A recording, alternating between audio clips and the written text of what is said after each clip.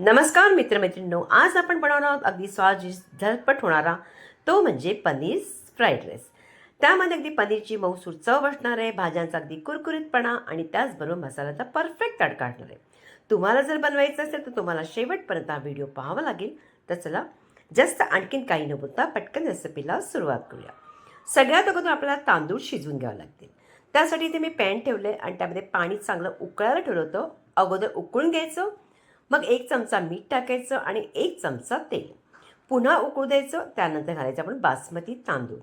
कधीही तुम्ही जेव्हा फ्राईड राईस किंवा बिर्याणी बनवता तेव्हा मात्र तुम्ही इथे बासमती तांदूळ घ्या, छान लागतात. म्हणजे बासमती तांदूळ काय करायचं, मी इथे 1 ग्लास घेतले, स्वच्छ धुवायचे, अर्धा तास अगोदर भिजवून ठेवायचे आणि नंतर आपण भात शिजवायला घ्यायचा.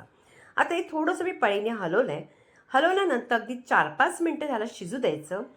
लगेच आपण याला काढून घ्यायचे. का माहिती आहे का, याला जास्त मात्र शिजवायचं नाही. फक्त 80% शिजलं गेलं म्हणजे काढायचं. तर कसं कळेल, एक भाताचा दाणा काढायचा, जरासा तुटतोय हलकासा, म्हणजे आपला हा भात शिजून झालेला आहे. चाळण घ्यायची आणि त्याला आपण म्हणजे गाळून घ्यायचं. आता इथे तोपर्यंत आपण इथे फोडणी देऊया. पॅनवरती इथे मी अगोदर तेल घातलं 1 चमचा, कारण आपण ह्याच्यामध्ये बटर घालणार आहोत. बटर कधी अगदी अगोदर घालायचं नाही, नाहीतर बटर अगोदर जळून जातो.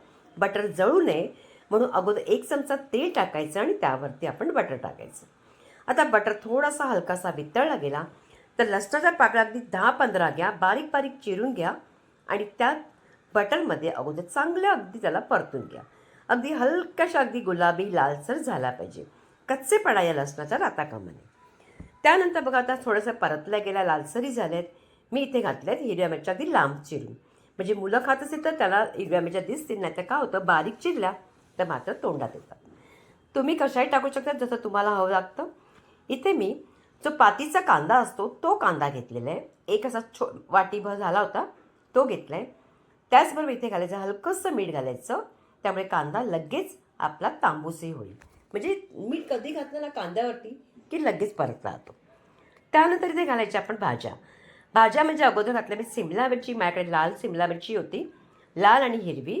त्याचबरोबर इथे मक्याचे दाणे हलकेसे वाफवून घेतले होते पाण्यामध्ये, तेही घातले आणि थोडासा गाजर. मी गाजर आणि मक्याचे दाणे हलकेसे वाफवून घेतले, म्हणजे एक उकळी आली पाण्याला की लगेच काढायचे, म्हणजे त्याला मुलांनाही खाता येईल.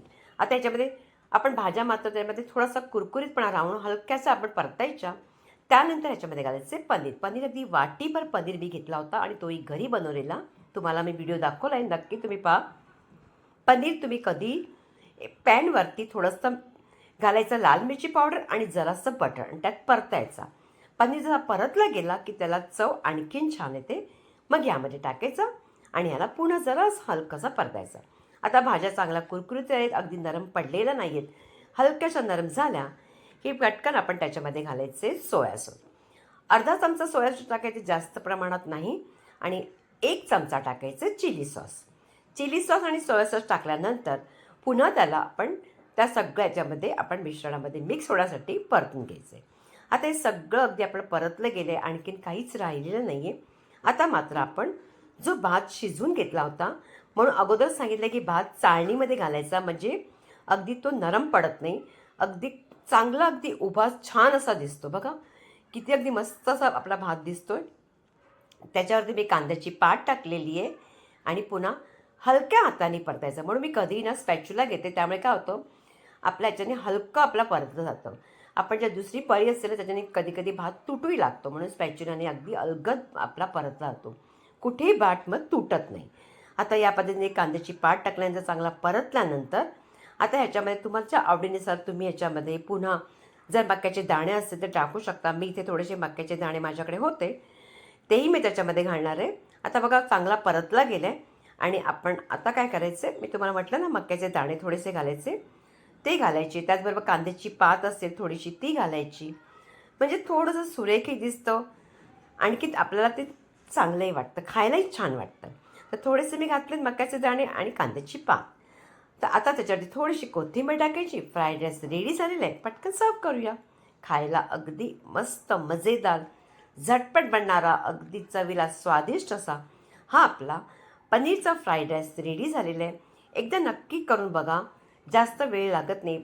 फक्त तुम्हाला छोट्याशा वस्तू तुम्हाला अगदी अगोदर रेडी करून ठेवायच्या बस आणि काहीच नाही. झटपट बनणार आहे. त्याच्याबरोबर तुम्हाला कुठली भाजी डाळ काहीच करायचं गरज नाही.